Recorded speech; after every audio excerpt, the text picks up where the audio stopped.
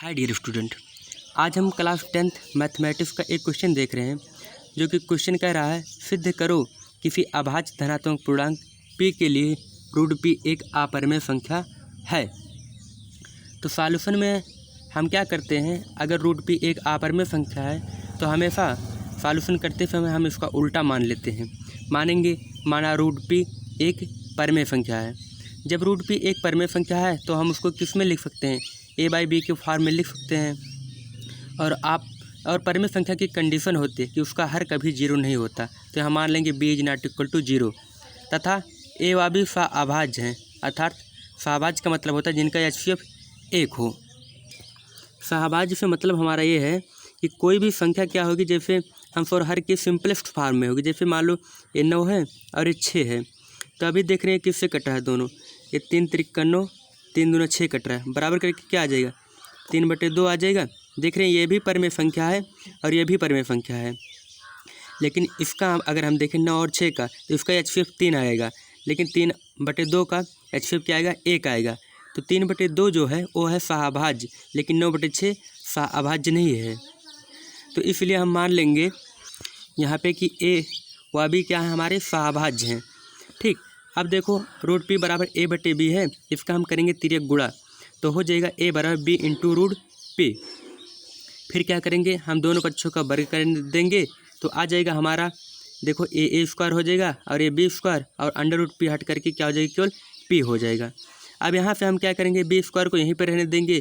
देख रहे हैं यहाँ पे p से गुणा है, इसको भेज देंगे हम a स्क्वायर के पास, तो क्या हो जाएगा b स्क्वायर बराबर हो जाएगा हमारा a स्क्वायर बटे p। मान लेंगे हम इसको एक समीकरण, पहला समीकरण मान लेंगे। अब चूँकि हम पहले ही थ्योरम में पढ़ चुके हैं कि कोई अभाज्य धनात्मक पूर्णांक यदि a स्क्वायर को विभाजित करता है तो वह क्या करेगा, a को भी विभाजित करेगा। ठीक, अब देखो यहाँ से हम देखते हैं अगर वो a को विभाजित कर रहा है तो उसके लिए हम मान सकते हैं a बराबर PC, जहाँ c एक पूर्णांक है। देखो कैसे, अगर ये p a को विभाजित कर रहा है तो मतलब है इसमें कि a जो है ऐसा गुणनखंड होगा जिसमें कि p भी शामिल होगा। मतलब कि देख लो यहाँ से, देखो यहाँ पे अगर a बराबर PC होगा तभी जो है a p से विभाजित होगा, नहीं तो नहीं होगा।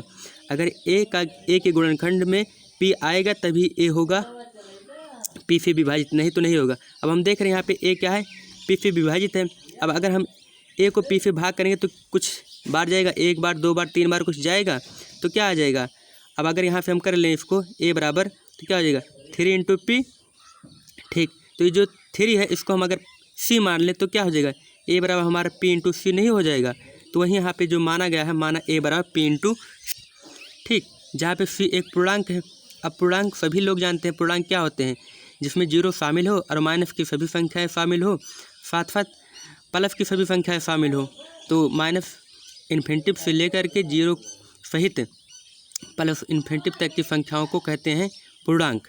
ठीक, अब जब हमने मान लिया कि a बराबर p इंटू सी, जहाँ c एक पूर्णांक है, ठीक, तो a का मान उठा करके हम रख देंगे समीकरण 1 में। ठीक, a का मान समीकरण जब 1 में रखने पर क्या हो जाएगा, b स्क्वायर बराबर यहाँ पे a था तो a के स्थान पे हम रख दिए p इंटू सी, इसको कर दिए स्क्वायर।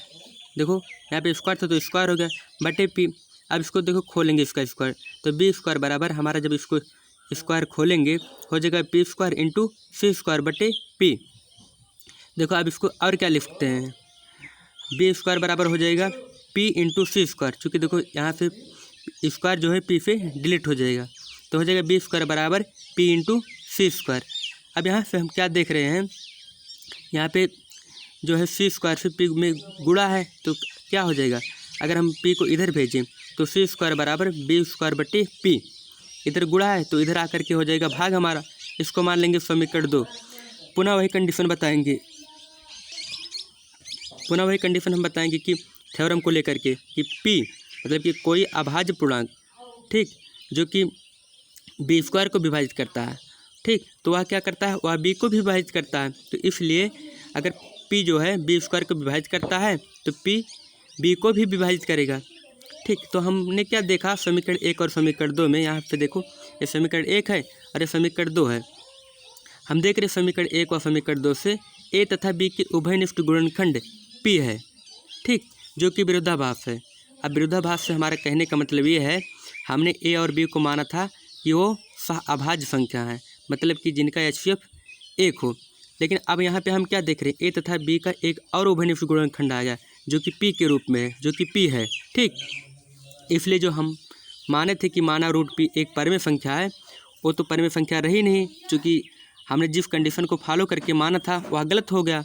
तो इसलिए क्या हो जाएगा, इसलिए हम लिख देंगे, इसलिए किसी अभाज्य धनात्मक पूर्णांक पी के लिए रूट पी एक अपरिमेय संख्या है। ये हमारा सिद्ध हो गया। Thanks for watching this video. धन्यवाद।